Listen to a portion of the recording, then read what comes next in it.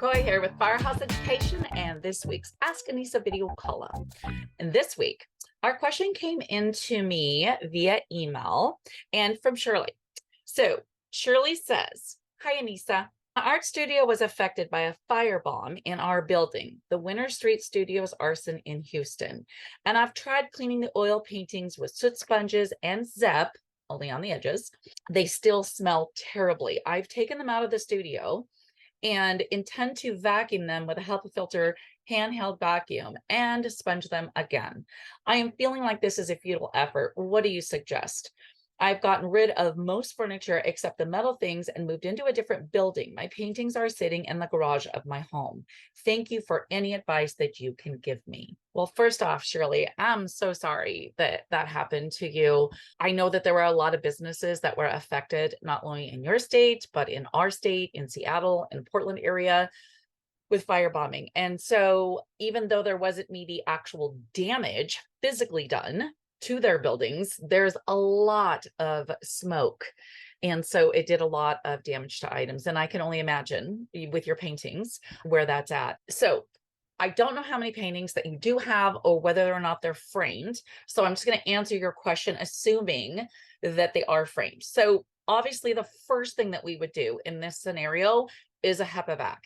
And I mean a very slow, gentle HEPA vacuuming of all of the canvases, front, back, all the nooks and crannies. I would even take them apart if you can to get them out of the frames and then HEPA vacuum the frames. If the frames have a finish on them and they're not raw wood, then maybe what you could also do is like a wet cleaning where you could maybe take a hot soapy water with Dawn dish soap with some 99 added into it to deodorize and wipe that down. The other thing is going to be to then use the dry cleaning sponge.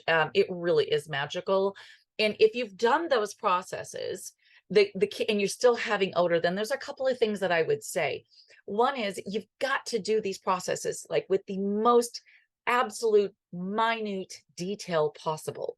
Like you've got to touch every nook and cranny to make sure that you don't leave any soot contamination behind, because if you do leave any of those tiny molecules, you'll just get odor back in again.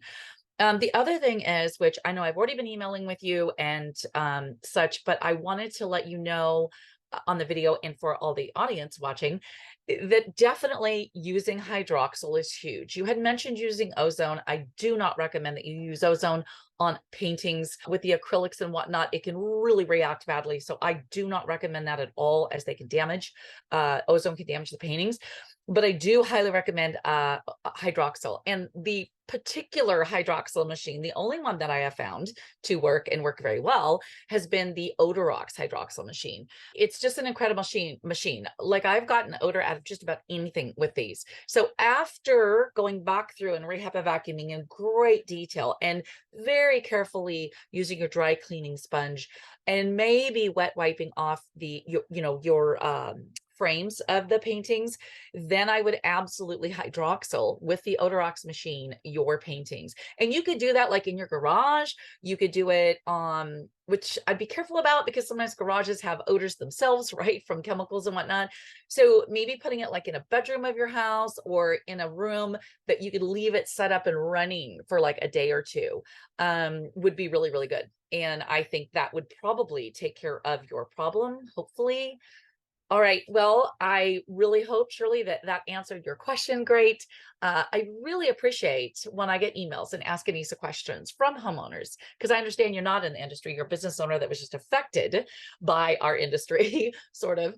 And so I really appreciate that. I appreciate that you also let me know that my videos really, really helped you and give you some education on the process. All right. Well, guys, be super cool and head on over to rnrmegaonline.com and be sure that you are subscribed so that you get the e-newsletter in your email inbox every Friday, along with the Ask Anissa videos. And be sure you are subscribed to my YouTube channel at Firehouse Education. And if you send me a question that you have to Anissa at firehouseeducation.com, I just might feature you on next week's Ask Anissa video column.